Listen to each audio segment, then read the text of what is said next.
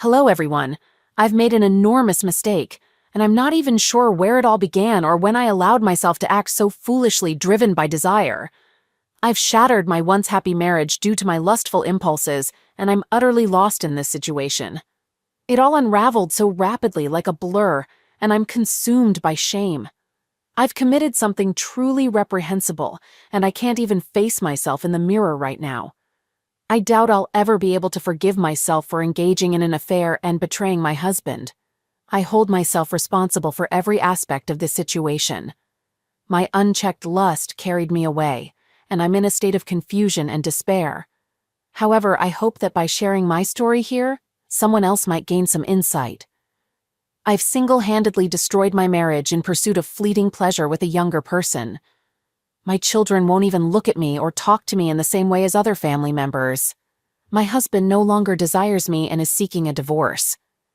Now, you may be curious about what led to all of this, so let me start with some background information. I'm Fiona, a 45-year-old woman, and my husband Victor is a 47-year-old man. We've been married for 25 years and reside in Alabama, USA. Our 3 children are Ariel and Arthur, who are 23-year-old twins, and Skylar, a 19-year-old. Victor and I were high school sweethearts who tied the knot a few years after graduating from high school. Back in school, Victor was the star quarterback, while I was the nerdy girl who frequently faced bullying. That all changed when Victor came to my rescue and defended me against the bullies during my later high school years. High school was a challenging time.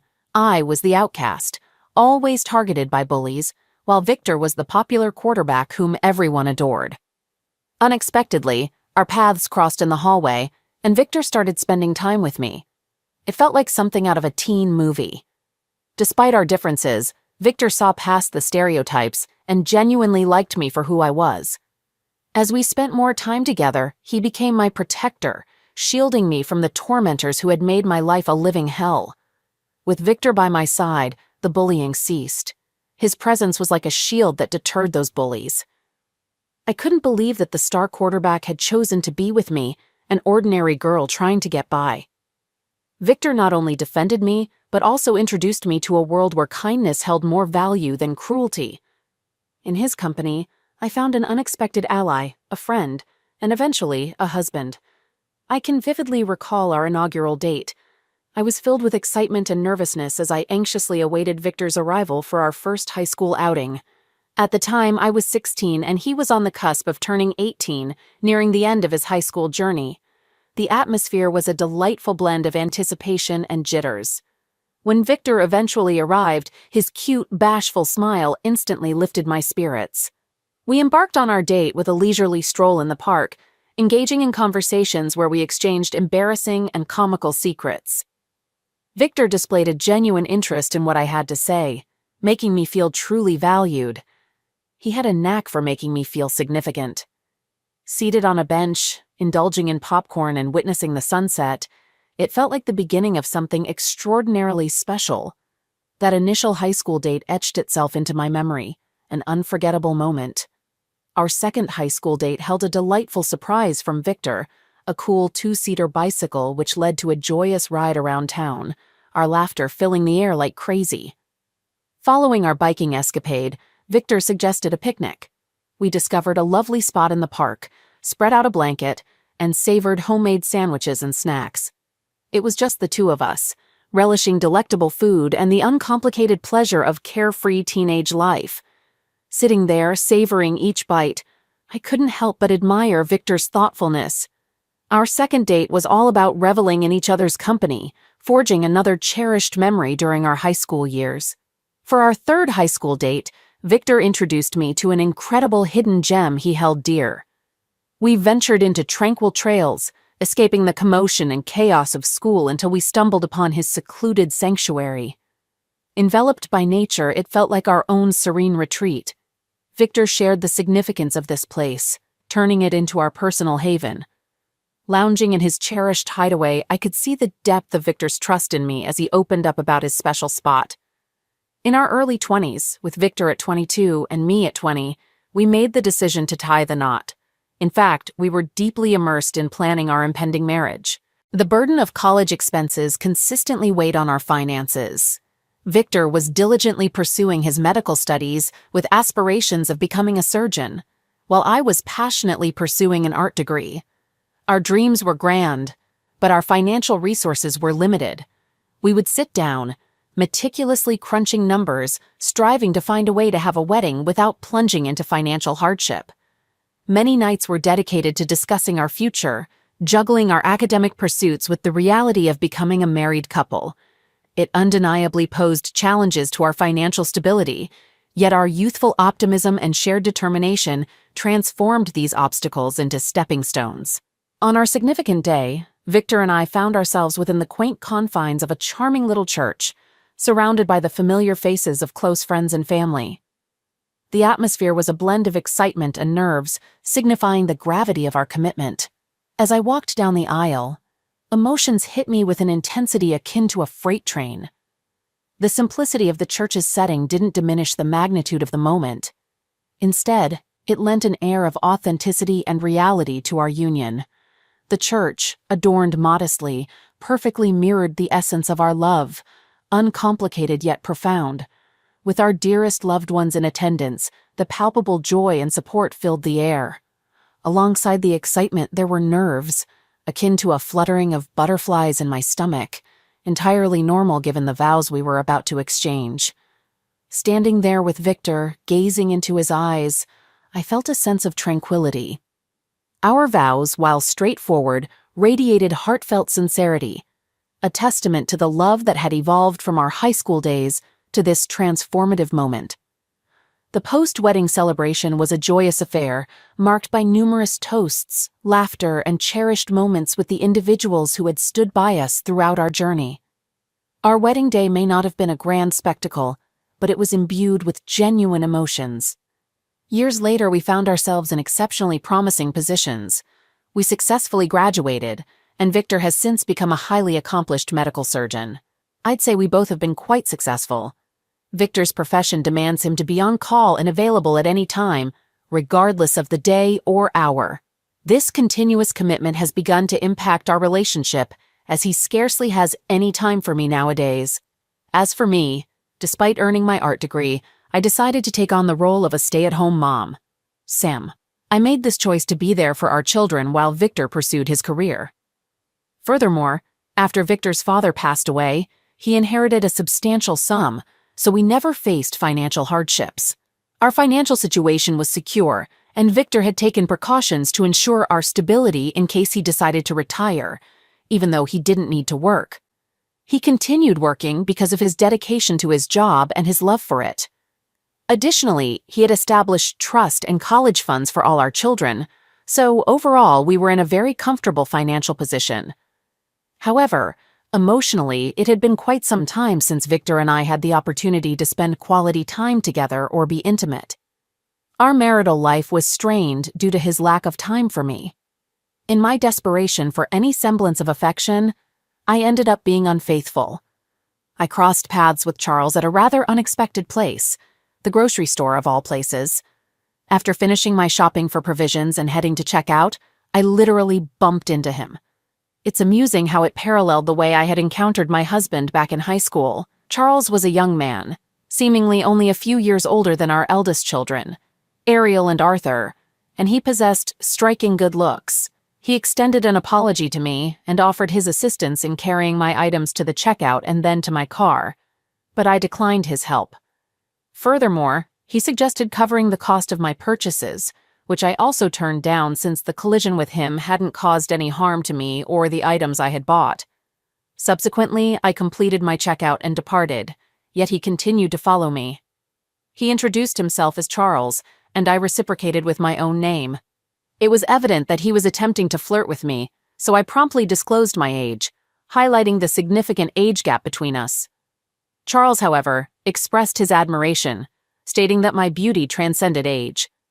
I have received numerous compliments about my appearance, and people often comment on how youthful I look, which I attribute to my diligent skincare regimen and regular exercise. Hearing such praise from someone as young as Charles brought me a sense of joy. Additionally, due to the emotional disconnect between my husband and me as a result of his demanding job, I had been feeling starved for emotional attention. I responded with a smile and gratitude to Charles, but reiterated that I was a married woman. Charles assured me that he was fine with just being friends. Internally, I recognized this as a falsehood, and I should have chosen to leave at that moment. However, I cannot fathom what misguided and foolish reasoning led me to stay and share my phone number with Charles. Before I even reached home, he had already begun sending me text messages. Soon, Charles and I began communicating regularly. I suppose I did it because I was grappling with feelings of loneliness, compounded by the absence of our children who were away at college. Ariel and Arthur were both in college, and Skylar had also commenced his college journey after graduating from high school ahead of schedule. Did I mention that the kids were ardent admirers of their father? All three of them were pursuing careers in the medical field during their college years. It appeared they had inherited their father's intellect and hadn't inherited my penchant for creativity. Ariel was on her path to becoming a nurse, while both Arthur and Skylar were dedicated to the journey of becoming medical surgeons. Consequently, I often found myself alone at home, which resulted in profound loneliness. During this time, Charles and I engaged in extensive texting, occasionally laced with flirtatious undertones. I probably should have experienced pangs of guilt at that point, but I didn't, as I perceived it as harmless flirtation. I held on to the notion that what Victor didn't know wouldn't cause him any distress. Charles and I didn't share many common interests. He leaned more towards a musical inclination, whereas I had a strong affinity for the arts. Our cinematic tastes also diverged significantly, oddly drawing us closer together. It came to my attention that Charles was merely 24 years old, just a year older than Ariel and Arthur. Despite the guilt I felt, I imprudently continued down this path. Charles was resolute in persuading me to see things from his perspective. He suggested that if I were to watch some of his favorite movies, I might develop an appreciation for them as well.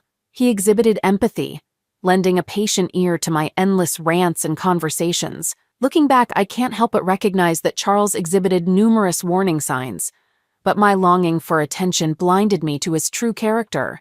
Charles maintained a facade, initially fostering trust, only to abandon me when challenges arose. His charismatic demeanor made it effortless for him to feign concern for me. Before long, I found myself grinning and chuckling more frequently, to a degree that drew the notice of my friends, my children, and even Victor. Each time they inquired, I resorted to falsehoods, asserting that I simply aimed to embrace life more fully. Untrue. Charles possessed a knack for making you feel like the most cherished person in his universe. He possessed an uncanny ability to delve deep into a person's heart and soul. Gradually, I began extending invitations to Charles when Victor was away, inviting him to join me for movie nights, during which we would engage in friendly debates over whose cinematic tastes reigned supreme. I was fully aware of the wrongdoing, yet I paid it no heed. Internally, I often tried to convince myself that my interactions with Charles amounted to nothing, even though I recognized their inevitable progression towards something more. Then, on a momentous day, Charles visited while Victor was absent. Victor had previously informed me of his late return, prompting Charles and me to plan an all-night movie marathon. Our intention was for Charles to depart in the early morning hours before Victor's expected arrival. Charles came over, and before long we were immersed in watching several movies on Netflix. I genuinely cannot fathom how it transpired, and I cannot even begin to explain it. It unfolded rapidly like a sudden rush, but soon Charles initiated a kiss, to which I responded, and our intimacy deepened. It wasn't until the following day, at approximately 3 a.m, that Victor hadn't returned. However, I anticipated his return by 7 or 8. The realization of my actions hit me, and I quickly ushered Charles out before Victor's potential arrival. I was filled with horror at the thought of cheating on my husband, wondering what Victor's reaction and response would be. All those questions kept running around in my mind. I felt so guilty, but I also felt horrified because I had enjoyed it.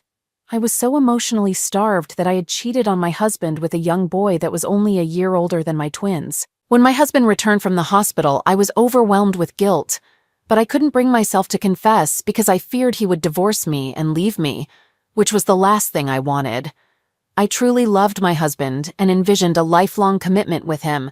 He possessed qualities like kindness, humility, and helpfulness, but he had a strong aversion to infidelity. My husband firmly believed in open communication as the solution to relationship issues, as opposed to resorting to cheating. I put on a facade, acting as if everything was normal and that I hadn't just cheated on him hours earlier. We engaged in conversation, and Victor, who had been working all night, eventually went to rest. Afterward, I blocked Charles and sent him a concise message instructing him not to contact me again. For a few days, everything seemed to be back to normal. However, as time passed, I began to feel a growing sense of loneliness, and I realized that Charles was the only person who kept my boredom at bay. He provided entertainment, and, ashamed as I am to admit it, I missed the intimacy we shared. After struggling with my internal conflicts for several days, I eventually decided to unblock Charles. He promptly sent me a message, and we resumed our conversations. Charles managed to convince me that as long as Victor remained unaware of the affair, we would be safe, and what he didn't know wouldn't harm him. Charles reassured me that concealing the affair would be straightforward given Victor's demanding work schedule, which often extended into weekends. Furthermore, with our kids away at college, the house was typically empty except for me. Charles skillfully manipulated my perception, asserting that my actions weren't truly wrong, laying the blame on Victor for neglecting me. Regrettably, I fell under Charles's sway, and before long, we were secretly engaging in our affair within the confines of our home. Whenever Victor was absent, typically on hospital duty during weekends, Charles would visit, and our encounters became frequent and intimate. Charles also persuaded me to provide him with financial support. Despite Victor being the primary breadwinner, we maintained a joint account. Our comfortable financial situation led me to contribute money to Charles for various expenses, including gas, groceries, clothing, and more. I became so immersed in the affair, so deeply entangled, that I felt like I was losing my sense of self. Victor's sporadic and unexpected returns home should have served as a wake-up call, but I continued to dismiss them. By this point, I was so deeply ensnared by Charles that I found it impossible to extricate myself. Then, one day, as Charles and I were engaged in an intimate moment, I heard the sound of Victor's car pulling into the driveway, which came as a shock because he wasn't supposed to return home at that time. I promptly separated from Charles, hastily dressed, and tidied up the bed. I needed to conceal Charles in one of our children's rooms, given that they had departed for college, leaving their rooms mostly unused. Although these rooms still held their childhood possessions and were typically where they stayed during visits, I consistently kept them in order. Fortunately, Victor didn't consider checking the kids' room and seemed reluctant to let on that he harbored suspicions, so he behaved normally and remained home all day. Consequently, my former lover, Charles, had no option but to stay hidden in the kids' room overnight. However, the following day, after Victor had left for work, Charles emerged. Since he hadn't eaten much during his overnight stay, I allowed him to shower and share breakfast with me. Afterward, we became intimate once more. This was a significant error on my part. I should have sent Charles home after breakfast instead of engaging in further intimacy with him. It appears that Victor had developed strong suspicions because he returned home promptly and caught Charles and me in the midst of an intimate encounter. Have you ever experienced a moment where your life seemed to flash before your eyes? That's precisely what happened to me as Victor abruptly entered our marital bed and discovered Charles and me engaged in an intimate act. Impulsively, I swiftly covered myself with the bedsheets and began to cry. Charles's clothes lay on the floor and Victor seized them, adamantly withholding them from him. He then unceremoniously ejected Charles, leaving him unclothed. I stood by, witnessing the unfolding events, fully aware that I had shattered my life. Strangely, Victor didn't raise his voice or react in any way, which shook me to the core. I had hoped for some reaction, any words, even shouting, an inquiry of how could I do such a thing, anything. But nothing came. Victor disposed of Charles's clothing in the trash and left the house, despite my repeated pleas for him to return and allow me to explain. I wept incessantly, plagued by remorse. What had I wrought? My life lay in ruins, with no hope of redemption. The marriage I had fought so hard to build had disintegrated irreparably. I was acutely aware that Victor would never forgive me. I had inflicted lasting scars upon him. Victor's departure was imminent, and I realized I would be left in dire straits. I lacked independent income and assets, and I deeply regretted the choice I had made to be a stay-at-home wife over the years. Even more agonizingly, Victor wasted no time in making my transgressions public. I was further horrified by the manner in which he disclosed my betrayal and infidelity to everyone. A notification on my phone alerted me to Victor adding me to a WhatsApp group chat that included my family, our friends, and his family. It was as if I had foreseen his intentions. I urgently attempted to call him, but he steadfastly refused to answer. He proceeded to share screenshots of my messages with Charles and recorded a voice note recounting how he had entered the house and caught Charles and me in the act. My phone incessantly buzzed as my inbox flooded with messages. I received texts expressing disbelief at how I could commit such a terrible act and how I had shattered my marriage.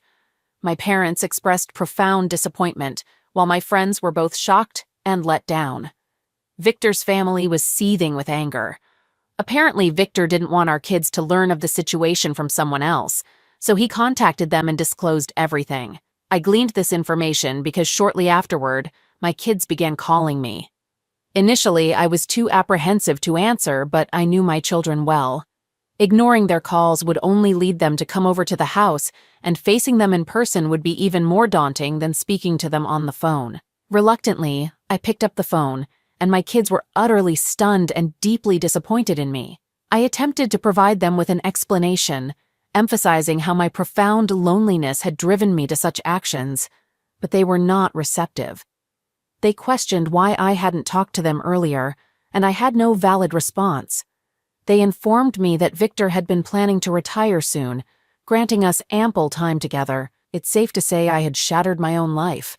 My children refused to communicate with me. Both my family and Victor's were infuriated, assuming Victor and I were content together. Despite numerous attempts, Victor didn't answer my calls. So, I resorted to sending him numerous texts, explaining my actions, offering apologies, and expressing my profound loneliness. However, Victor remained resolute, acknowledging my loneliness, but revealing that he had been secretly planning his retirement to surprise me. I couldn't fathom his words. He went on to confess his suspicions of my infidelity, which prompted his random visits back home. Victor gave me just a few days to pack my belongings and vacate our house. He indicated his intention to serve me with divorce papers. Consequently, I packed my things and sought refuge at my parents' house. Despite their anger, they wouldn't abandon me in my time of need. As for Charles, he blocked me, rendering me unable to reach him. It's as if he never existed. I am acutely aware of the wrongfulness of my actions and carry deep regret. I will bear this remorse for the remainder of my life. However, I hope that by sharing my story here, someone might glean a valuable lesson from my mistakes. Thank you all for listening. All right, that was a fun story. Now let's move on to another exciting one. Stay tuned and let's dive in. I wanted to share something and seek advice from the Reddit community. My husband, 36 male, and I, 34 female, were married for 3 years, and our relationship, for the most part, remained strong. Despite facing some challenges, we consistently tackled them together. My husband had a close friend from college, whom we'll call Mark, 35M. Mark had played a significant role in my husband's life for many years, akin to that of a brother. Mark even served as the best man at our wedding, a choice I fully understood and supported. Lately, my husband's job has been demanding more of his time. During his absence, he relied on Mark to fill the void. Mark willingly stepped up to assist with various household tasks, such as repairs, maintenance, and other tasks typically requiring a man's touch. I genuinely appreciated Mark's willingness to help. He was a truly decent person. One evening, my husband once again had to work late at the office. As I was about to leave, the back door got stuck and required repairs. Given that I would be alone in the house at night, I called my husband, who mentioned he would inquire with Mark about fixing it. This didn't come as a surprise, so I agreed. I started heading upstairs for a shower but heard Mark approaching as I ascended. Instead of continuing upstairs, I decided to wait for him by our front door. He arrived, got his toolbox from his truck's trunk, and appeared particularly rugged that day, radiating a strong and attractive presence. I greeted him with a wave as he approached. I felt somewhat embarrassed about him having to help with something at our house again, but he seemed cheerful and in good spirits. I remarked, "Fixing the back door isn't really urgent. If you have plans or are busy, we can do it another time. However, he promptly replied, "No, I'm not occupied, so there's no issue." I agreed as we made our way to the back door. While he examined the door, I went upstairs to continue my shower and get ready for bed. During my shower, I suddenly recalled the possibility of leaving the stove on while cooking dinner, prompting me to go downstairs to double-check. As I descended the stairs, I heard footsteps ascending. To my surprise, it was Mark. He informed me that I had left the stove on, which he had already turned off. Our gazes met, and I leaned in, initiating a kiss. He responded, and things escalated swiftly. After our intimate encounter, he resumed fixing the back door, and I returned to my shower. In that moment, I was overwhelmed by regret. Days went by, and everything appeared normal between my husband and me. I hadn't seen Mark since that night. Then, one Saturday, my husband and I were scheduled to attend a gathering with his college friends. Everyone seemed to be enjoying themselves, including my conversations with some of the girls. Unexpectedly, my husband approached me and insisted we were leaving immediately. I was taken aback, initially thinking he was joking, but his serious demeanor prompted me to stand up. During our journey home, I repeatedly inquired about what was wrong, but he remained silent, regardless of my words. Upon entering our house, he headed straight for our bedroom, emptied my clothes from the cabinets, and confronted me. He stated that he knew everything, that Mark had divulged all the details of that night. He emphasized that cheating was bad enough, but betraying him with his closest friend was unforgivable. He declared he didn't want to see me anymore and insisted that I leave right then and there. I felt utterly lost and had no choice but to pack my bags. Can anyone offer advice on how to proceed? I'm willing to do whatever it takes to mend my marriage, but I'm completely bewildered and don't know where to begin. Any guidance would be greatly appreciated. I appreciate all the advice, but it's been nearly a month and my life has been nothing but misery. I made every effort, even pleaded with my husband for another chance, but he's completely done with me. He refuses to communicate, and I've said all I can. I had a one-time encounter with Mark, and I regretted it the moment it ended. However, my husband had already cut me off from his life. He's determined to proceed with the divorce. I'm still lost and uncertain about what to do.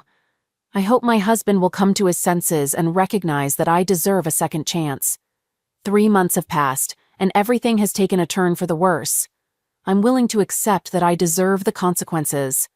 My friends have gradually distanced themselves from me after learning about the situation. Despite my attempts to explain, they sided with my husband and judged me solely for one mistake. I understand their anger, but I can't comprehend why they harbor such intense resentment towards me. My husband is proceeding with the divorce despite my countless pleas for forgiveness. I acknowledge my mistake, one I would never repeat, but divorcing me and discarding all our years together feels excessively harsh. I had been a great wife to him, yet one error made it seem as if I were the worst person he had ever encountered. My ex-husband and Mark continued to be best friends, which I find unbelievable. Mark and I had an intimate encounter, a mutual choice made by 2 consenting adults. We both made a mistake. But why am I the only one facing consequences while he maintains a friendship with my ex-husband? The whole situation is baffling, and I doubt I'll ever move beyond it. I recognize that I deserve the consequences, but how can I come to terms with who I am and my current circumstances? I'm starting a new chapter of my life in a different state, distancing myself from those who rejected me. I'll always remember how they treated me, but I'll use that experience as motivation to strive for self-improvement. Clearly, this is a throwaway account, but here's my story. I'm a married woman who's involved with a married man. I remained faithful for 15 years, but my husband lost all interest in intimacy. Regardless of my efforts or attempts, he simply wasn't interested. I'm in good shape, take great care of myself, and I'm considered above average in terms of looks. I made attempts to convince my husband to see a doctor, but he adamantly refuses. He's physically capable but lacks interest. I understand it's not personal, but the repeated rejection took a toll on me. I began to feel unattractive and fell into a state of depression. I contemplated leaving, but I didn't want to put my kids through that. Then, one night the kids were at my mom's, and I decided to surprise my husband with new lingerie. I put it on and sat beside him on the couch. He ignored me and asked me to move because he was watching TV and I was in his way. He didn't even notice the $100 corset and underwear I had purchased from Victoria's Secret, which I had been saving for a special kid-free night. That was the breaking point. I locked myself in the bathroom and cried for an hour. After he went to bed, completely oblivious to my tears and emotional turmoil, I went online and created an Ashley Madison profile. I used a bikini picture from our vacation but blurred out my face. I instantly garnered attention. It was a tremendous ego boost not to feel invisible, to be wanted and desired. For about a month, I merely chatted and flirted. After another month of enduring rejection and sexual frustration, I decided to take things further. I arranged meetings with a couple of guys at Starbucks on separate occasions, but there were no sparks, and I was quite selective, so I politely declined further involvement. I started requesting more pictures and eventually met up with a man who was traveling for business. He was enjoyable but essentially just a one-time experience. It did boost my self-esteem and provided some relief from my sexual frustration. At this point, I wasn't actively seeking anything, but then I received a message from another member who caught my attention. We engaged in intermittent chats for a couple of weeks before meeting in person. Upon meeting him, I was immediately drawn to him. He seemed perfect and was in a situation identical to mine. His wife had essentially conveyed her disinterest in sexual intimacy. She would engage if he insisted, but it always felt like she was doing it as a favor. We hit it off and decided to maintain a purely sexual relationship. We meet once a week at various hotels or in his office after work hours. The intimacy has been and continues to be extraordinary, the best either of us has ever experienced. We've explored every desire and fantasy we ever had. We've been involved in this arrangement for about a year now. Despite the potential for us to fall in love and start a new life together, neither of us wishes to disrupt our respective families. I still have love for my husband. However, he's unable to meet my needs. If it weren't for my affair, I might have considered divorce by now. My lover fills a void and enables me to maintain my marriage. Surprisingly, my relationship with my husband has actually improved since I no longer hold as much resentment or anger towards him. It feels strange to share this, knowing that some may label me negatively, but unless you've walked in my shoes, it's hard to grasp. For me, this is the solution that allows me to keep my family intact. There was something missing in my life, causing misery and sadness. I filled the void in my marriage with someone else. It's not ideal. I wish my husband could provide what I need and would seek medical advice, but he either can't or won't. His refusal to have his testosterone levels checked or make a doctor's appointment reflects his lack of concern for my satisfaction or my feelings. I bear no guilt. I'm doing what's necessary to preserve my family for the sake of my kids.